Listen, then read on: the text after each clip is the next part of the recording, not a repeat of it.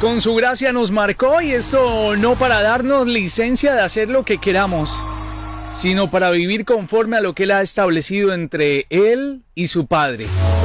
Feliz mañana para todos los que a esta hora están conectados a través de Buenas Nuevas, el hogar de la fe y la esperanza. Espero que hayan pasado un feliz fin de semana, que hayan descansado, que hayan compartido con la familia, que no se les haya ido solamente en descansar y descansar allí tiradotes en un sillón, sino que de verdad hayamos aprovechado cada momento, cada instante. Son tiempos malos y cada minuto que desperdiciamos es importante. Si fueron a la iglesia, déjenme saber sobre qué predicó el pastor, por favor. Para todos aquellos que están en estos momentos conectados también a través de los 105.5 FM, 8:30 AM, buenos días, a través de nuestra aplicación que es Buenas Nuevas. Así nos encuentran, la pueden descargar, es totalmente gratis.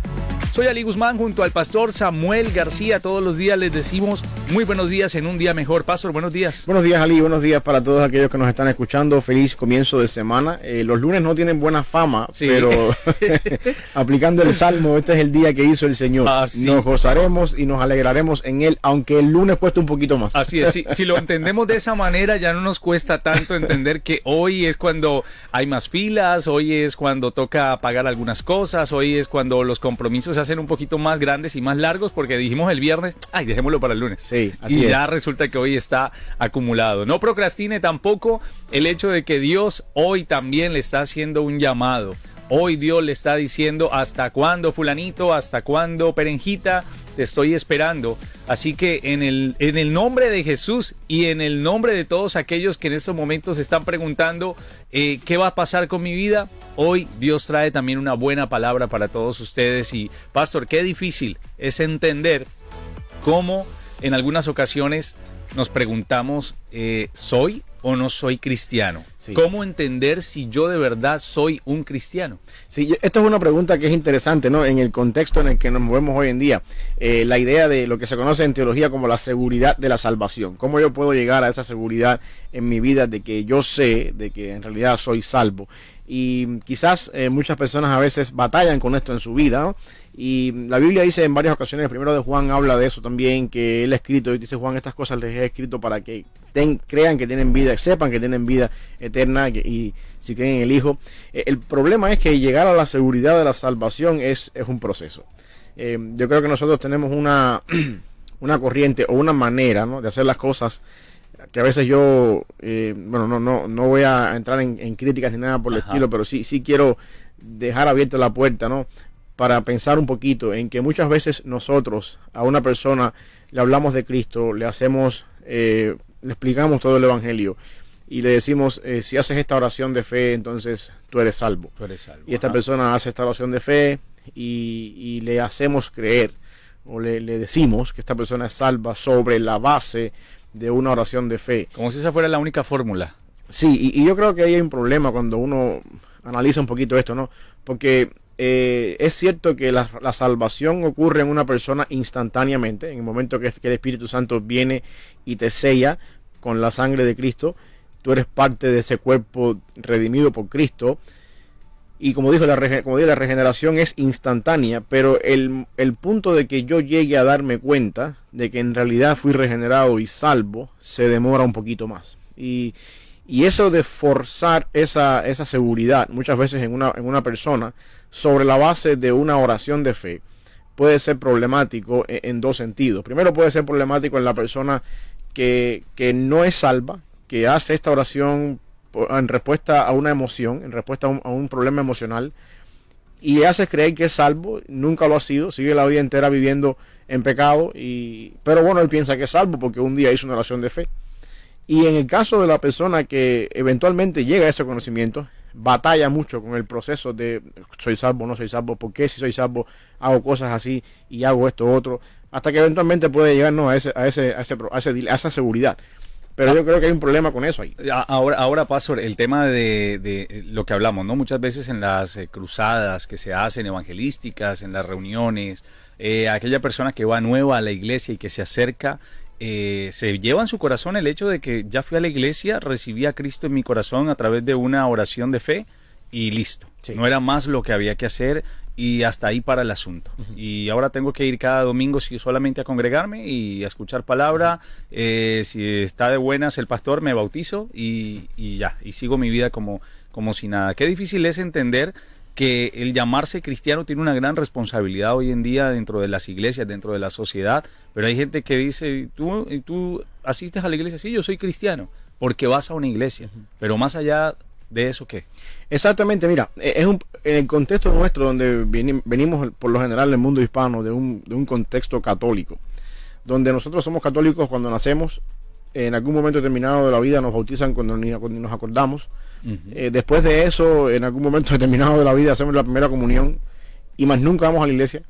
En ese contexto se nos hace creer que nosotros somos cristianos porque una vez nos bautizamos y porque una vez hicimos la primera comunión, aunque toda la vida estemos en pecado.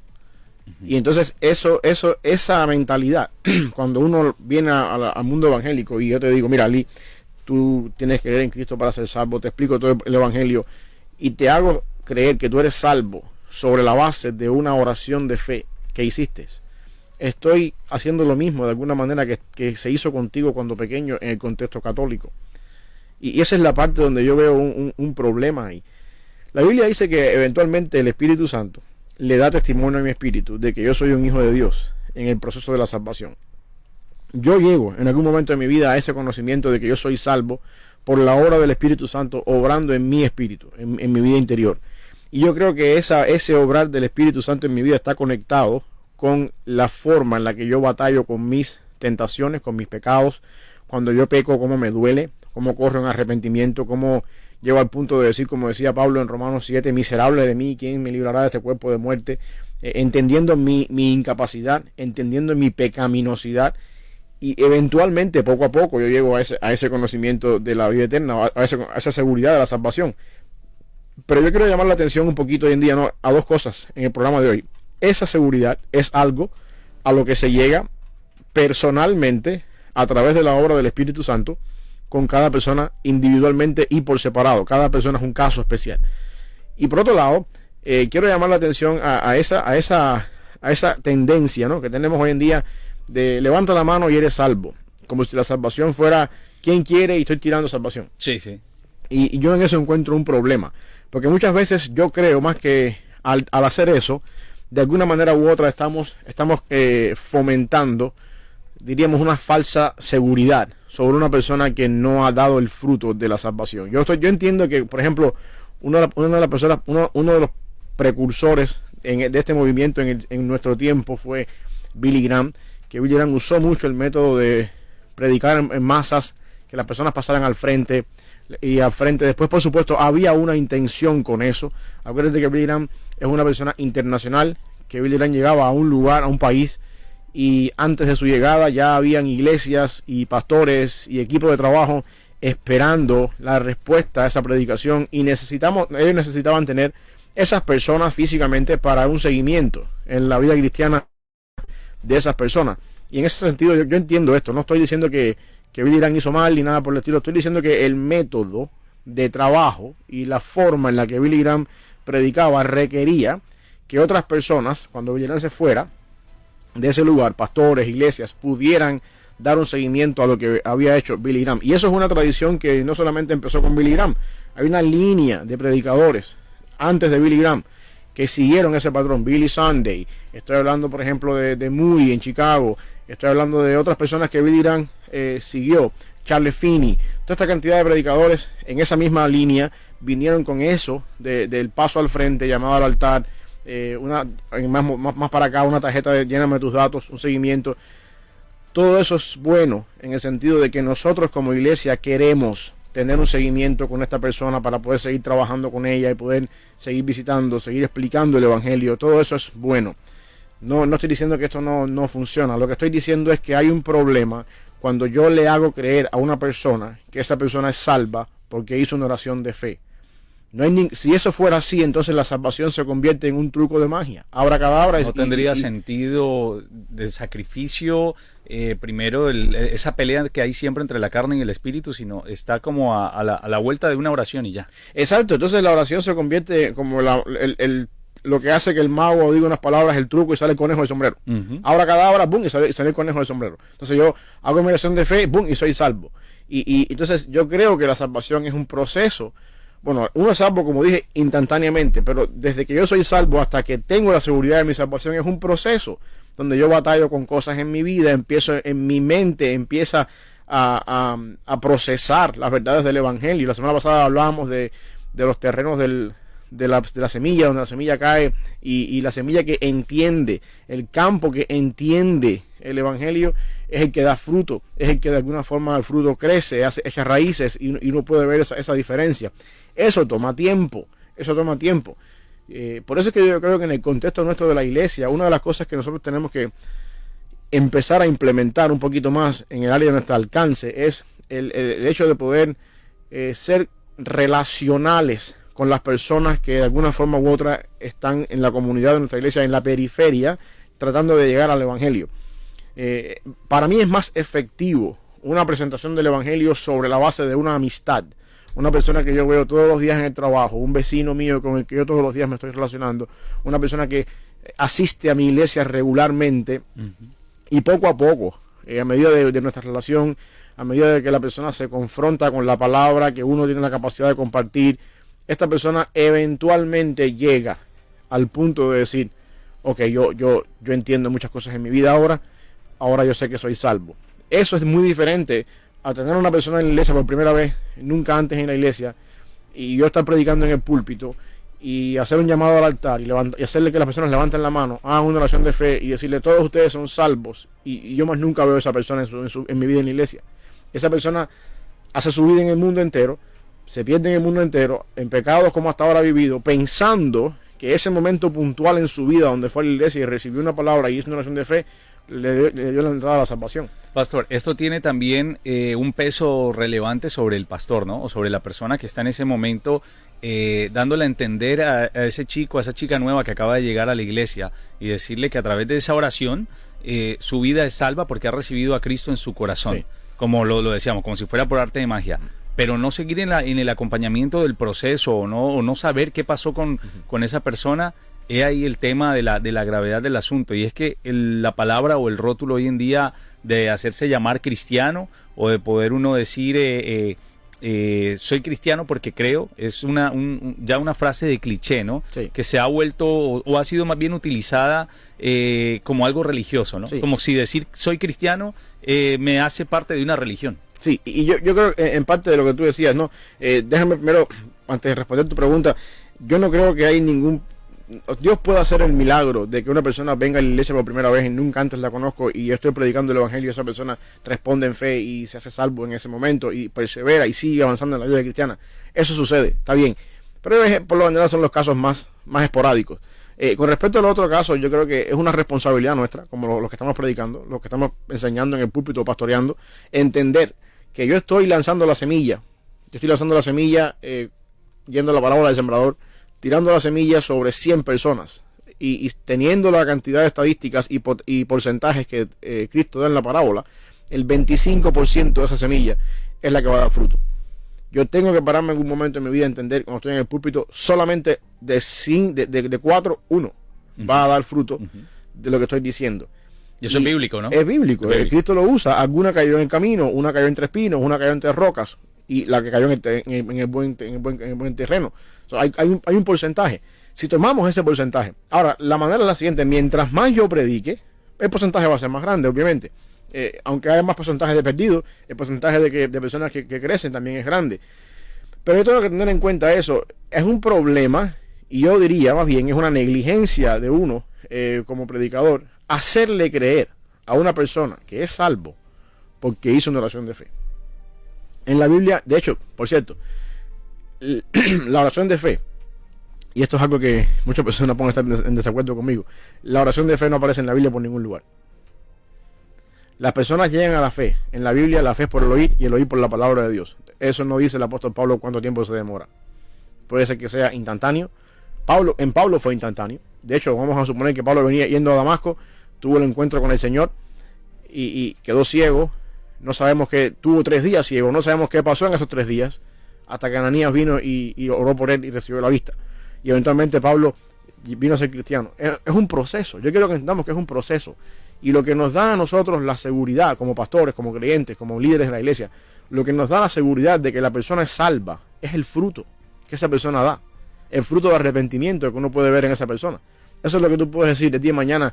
El hermano de verdad es cristiano. Porque el hermano antes era X, Y, Z. Y ahora ha cambiado su vida por completo. Y ahora es A, B y C. Y yo confío más en eso. Que en realidad que en decirle, tú eres salvo porque has levantado tu mano, has hecho oración de fe. Y no importa lo que te pase, tú eres salvo. Yo no sé lo que está pasando en el corazón de esa persona. Sí, y ahora yo pienso que hay más en relevancia en la predicación que ha tocado a esa persona, en la convicción que se ha llevado de que tiene pecado y que necesita cambiar, que en la oración. Hay gente que le da más importancia a la oración. Pasa al frente, porque definitivamente la oración es la que le va a hacer reconocer públicamente que quiere aceptar a Cristo en su vida.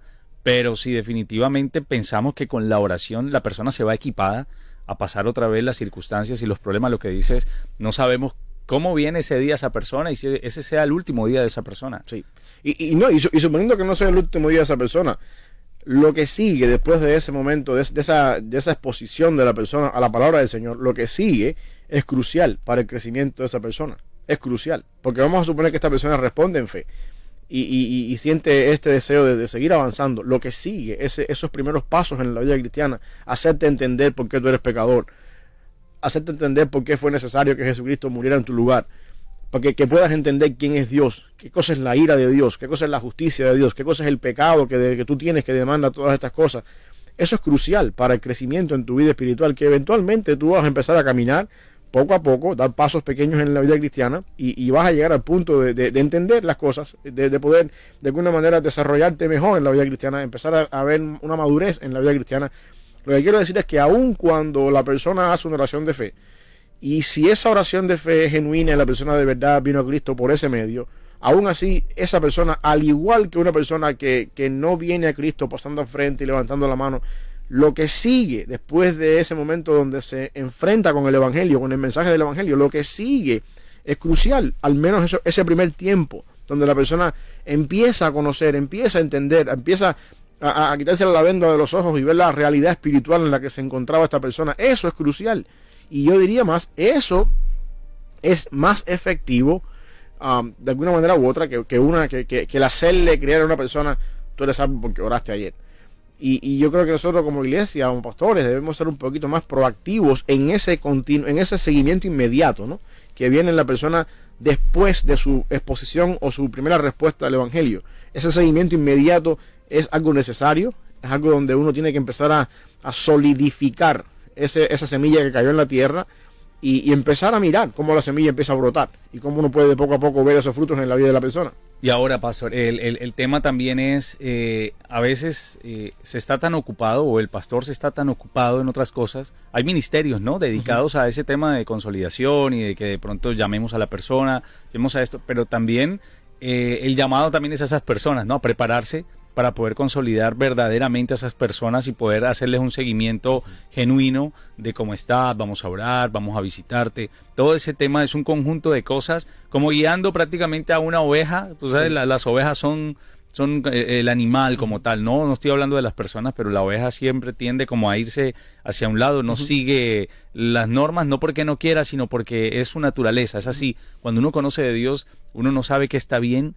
Cuando uno no conoce de Dios, uno no sabe qué está bien y qué está mal, pero ahí justamente es cuando llegan hermanos de la iglesia, el pastor, y empieza a tener como un discipulado para poderle guiar.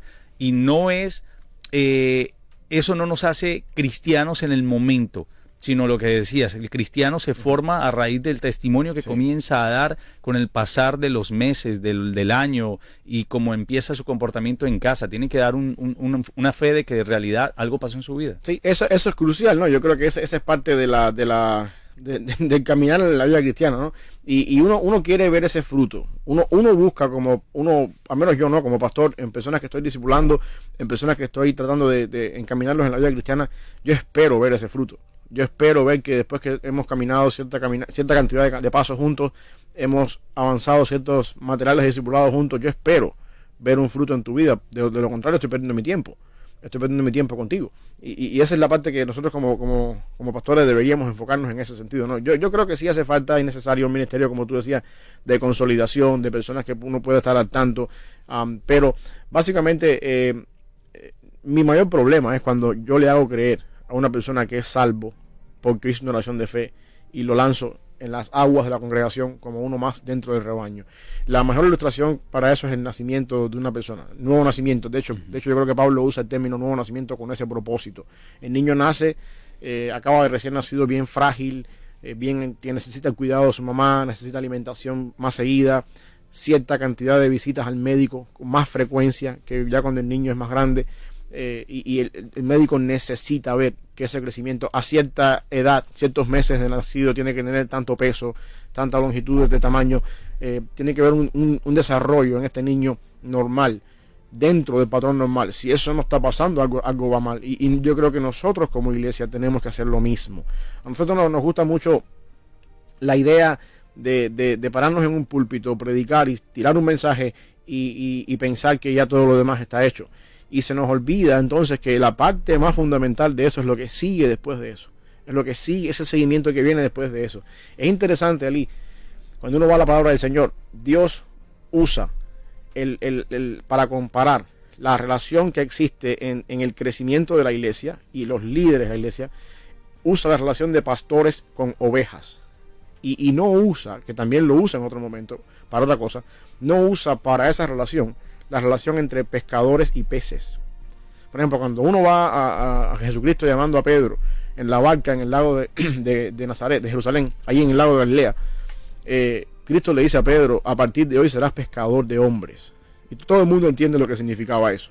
Pedro, después que Jesucristo ascendió a los cielos en Pentecostés, 2 veces predicó, la primera vez 3.000, la segunda vez 5.000 vinieron a los pies de Cristo, 5.000 y 3.000, no recuerdo cuál de los dos fue primero. Y eso está en Hechos ahí. Y todo el mundo entiende el concepto de pescadores de hombres. Cuando a todo el mundo nos gusta eso de ser como Billy Graham, pararnos en un púlpito y predicar y que vengan las multitudes delante, eso nos gusta y de alguna manera alimenta un poquito nuestro ego. El ego.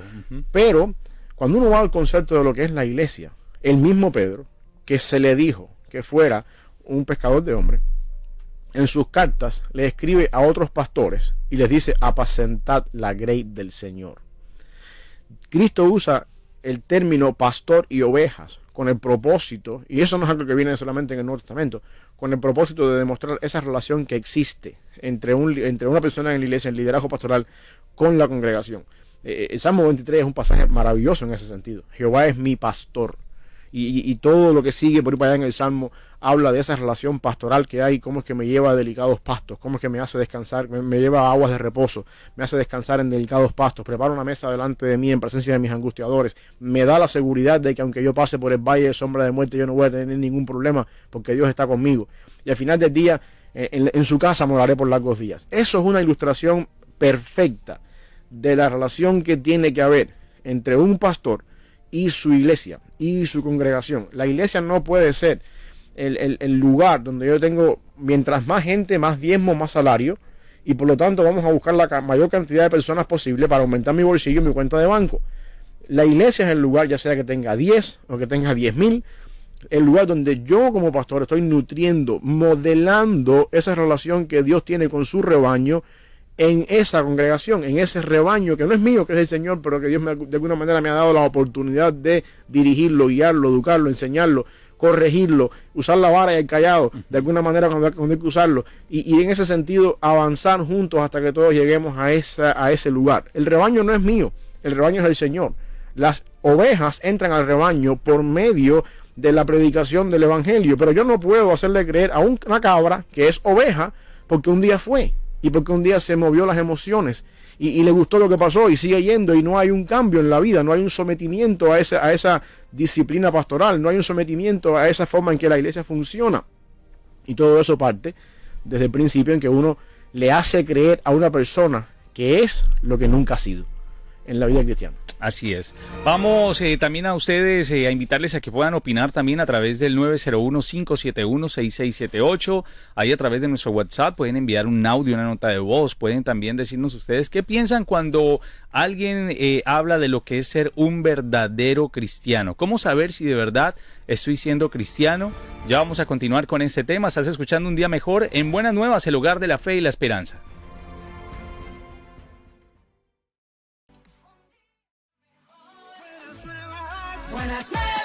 Estás escuchando Buenas Nuevas en el hogar de la fe y la esperanza. Aquí estamos acompañándoles a ustedes en esta nueva hora, ya prácticamente llegando no a la conclusión porque este tema se va a ir largo, pastor. Vamos a tener que hablar muchísimo sobre esto. Nosotros incluso fuera de micrófonos estamos también en el mismo debate. ¿Cómo saber que yo soy de verdad un cristiano? ¿Cómo de verdad yo sé que cambió? Mira, había encontrado algo por aquí. Te lo quiero leer y leerle a toda la audiencia, a los que están en esos momentos escuchando, a los que no pueden después ver el vídeo por ahí en diferido, para que lo puedan escuchar con su familia y lo puedan compartir. Un verdadero cristiano, una persona que dice ser de verdad un cristiano, ha puesto su fe y su confianza en la persona de Jesucristo. Reconoce que Él murió en la cruz, que pagó por todos sus pecados personales y los de cada uno de nosotros y que resucitó al tercer día para obtener la victoria sobre la muerte, para dar vida eterna a todos los que en Él creen. Juan 1:12 dice, mas todos los que le recibieron, a los que creen en su nombre, les dio potestad de ser hechos hijos de Dios. Un verdadero cristiano es en verdad un hijo de Dios, una parte de la verdadera familia de Dios y uno a quien le ha sido dado una nueva vida en Cristo para hacer y poner por obra lo que está aprendiendo. Exactamente, estoy de acuerdo completamente con eso. La pregunta que yo desprendo de ahí es cómo yo lo sé en mi vida personal. Exactamente. Porque la Biblia me da... la Biblia me lo dice. Sí, cómo yo lo sé en mi vida personal es algo muy diferente. Y a esa seguridad de que yo lo sé, uno logra llegar poco a poco. Esa es una de las preguntas más existenciales cuando uno comienza a caminar en la vida cristiana. ¿De verdad?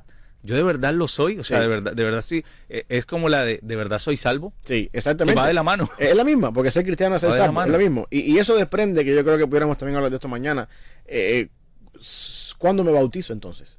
Ajá. Porque si el bautismo es una profesión pública de mi fe en Cristo, yo debería bautizarme cuando yo estoy seguro que soy cristiano.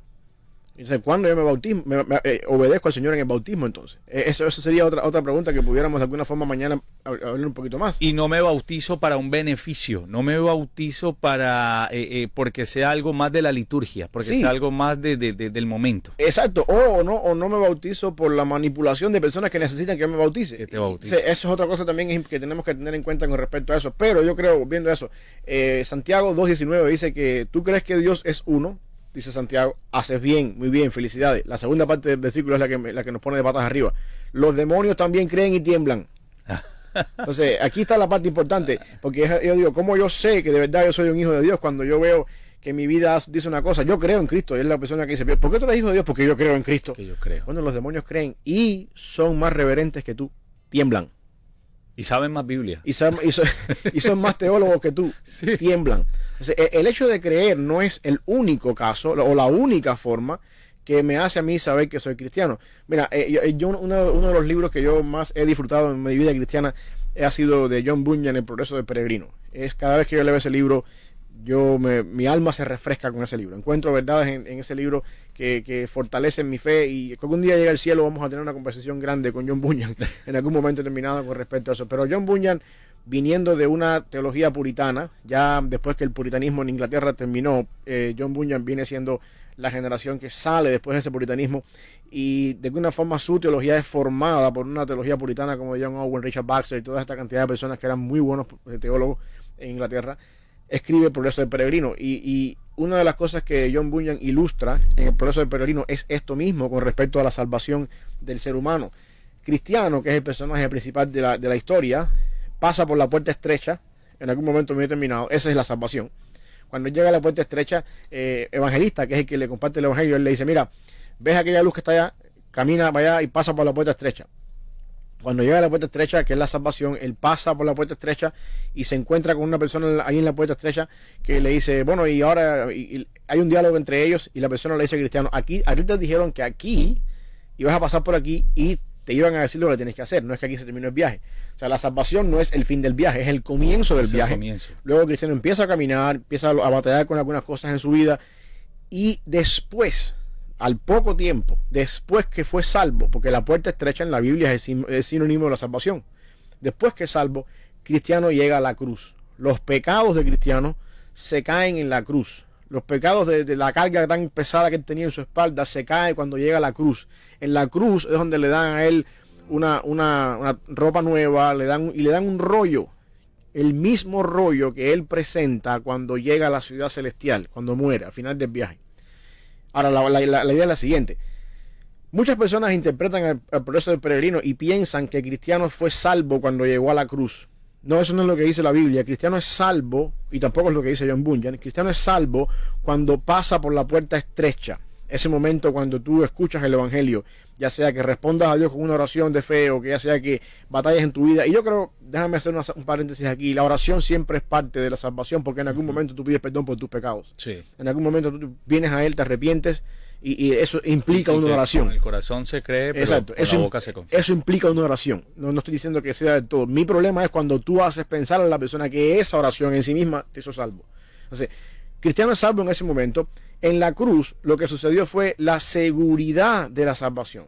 Cuando yo estoy seguro de que yo soy salvo, es cuando yo estoy seguro de que tengo una ropa nueva, de que mi pecado fue clavado en la cruz, y de que en esa cruz, ese rollo que se le da al cristiano es la seguridad de la salvación, que es lo que cuando uno muere y llega a la ciudad celestial, es la base sobre la cual tú vas a entrar en el cielo. Yo estoy seguro que soy salvo, no porque yo hice una oración de fe, no porque yo fui a la iglesia toda mi vida. Yo estoy seguro que yo soy salvo porque Jesucristo me compró con su sangre para siempre.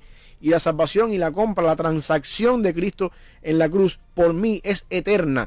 Y a esa seguridad yo no llego en el momento preciso en que viene Cristo. Hay muchas cosas que yo tengo que entender en la vida cristiana que me toman toda la vida para poderlas entender.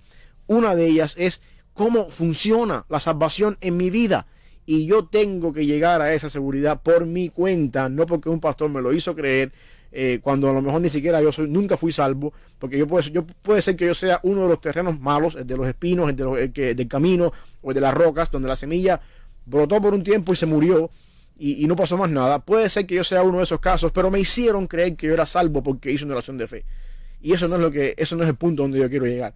Yo prefiero que tú empieces a caminar en la iglesia, empieces a avanzar poco a poco en la iglesia, y tú mismo por tu cuenta llegues a esa seguridad en tu vida.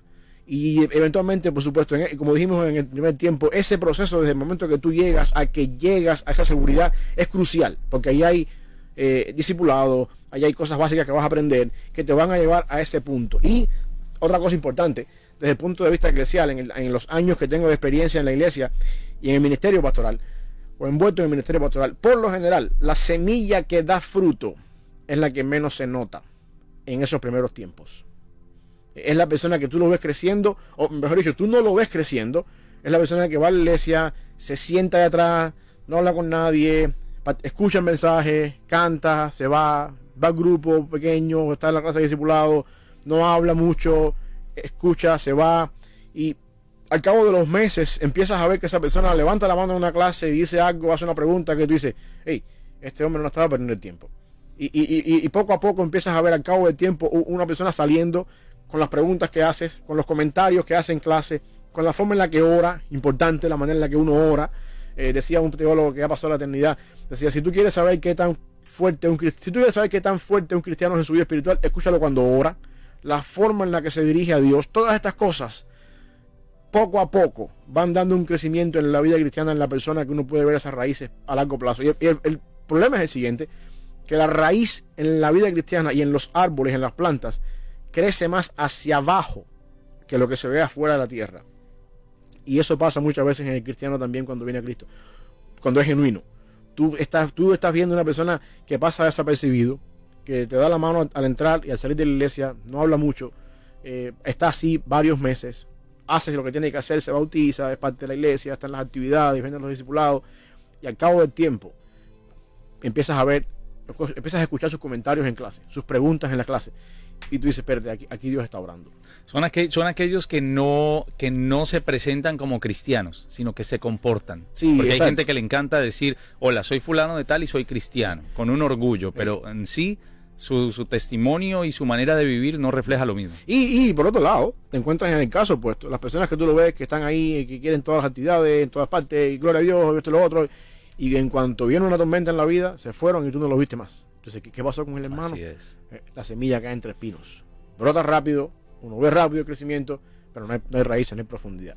Y eso es lo que por lo general tiende a pasar. Y yo creo que la iglesia es el medio, ¿no? Diríamos el medio de cultivo, donde uno ve esa variedad de semilla creciendo. Y uno como pastor tiene que ser sabio.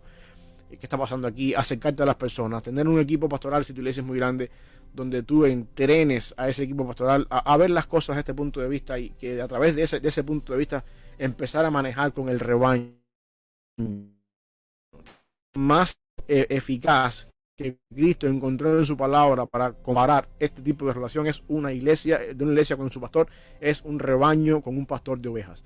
Y eso es una vida difícil, es una vida donde el pastor toma tiempo con sus ovejas, donde el pastor pasa tiempo con ellas, donde el pastor huele a ovejas, donde las ovejas muerden. No a Chanel. Sí. O a Jean L'Oreal. Donde las ovejas muerden. Donde las ovejas son animales que a veces son tercos. Yo no estoy diciendo aquí, pastores que me están escuchando, que en tu congregación la gente es terca. Estoy diciendo que las ovejas son tercas y que las ovejas muerden. Y que uno tiene que tener cuidado, batallar con estas cosas y aprender que eso lima, ¿no? Es parte de esa sí, piedra Poms que sí, lima también las asperezas de, sí, de así lo diseñó el Señor. En ese contexto la iglesia crece. En ese contexto el rebaño se multiplica. En ese contexto, cuando yo tengo que lidiar con el hermanito un poquito difícil de amar, mi paciencia se aumenta. Mis dones espirituales de perseverancia, tú sabes, de poder de alguna forma aguantarme a no decir lo que quiero decir, esas cosas se van puliendo poco a poco. No fue idea mía, no fue idea de ningún pastor, fue idea divina. De que querer, así funciona el evangelio. de querer entender qué es estar sintiendo lo que siente el hermano, de poder verlo. Mira, eso ha tumbado en mí ya para terminar, pero ese tema no termina aquí. Vamos a continuar llevándolo en el transcurso de la semana. Eso tumba en mí muchas cosas en cuanto al tema de hoy en día, pues tú sabes, ¿no? Yo hago parte también de una iglesia virtual y se congregan y tenemos algunas reuniones, pero hace falta eso, hace falta ese limar con otros hermanos, el aprender de un abrazo de un hermano, el saber cómo está sintiendo, el reunirse con los demás. Es tan fácil conectarse a través de una pantalla y de pronto saber que si el hermano está en Japón y este está en China y este está en cualquier otro lado, no pasa nada porque cada quien está en su casa. Pero cuando todos estamos juntos, como lo dicen, coinonía, es ahí donde empezamos a saber si toleramos o no, y si somos incluso también verdaderos cristianos. Exacto. O no. Cuando que está allí, no sé ni por qué me cae mal, pero me cae mal y tengo que pedirle a Dios que me revele qué está pasando ahí. Sí, y cuando yo empiezo a caminar en ese mundo donde estamos todos, y yo necesito saber si de verdad yo soy parte de todos, de esta comunidad, o si yo soy, porque yo soy cristiano, yendo al tema de hoy. Mi vida en lo privado refleja una cosa muy diferente. Yo soy sucio, miserable cuando hago las cosas que no tengo que hacer, pero entonces me doy cuenta que el hermano que está al lado mío le pasa lo mismo. Y nos damos cuenta que aquel que está por allá, que es hasta diácono, no sé, o quizás hasta el pastor tiene su batalla también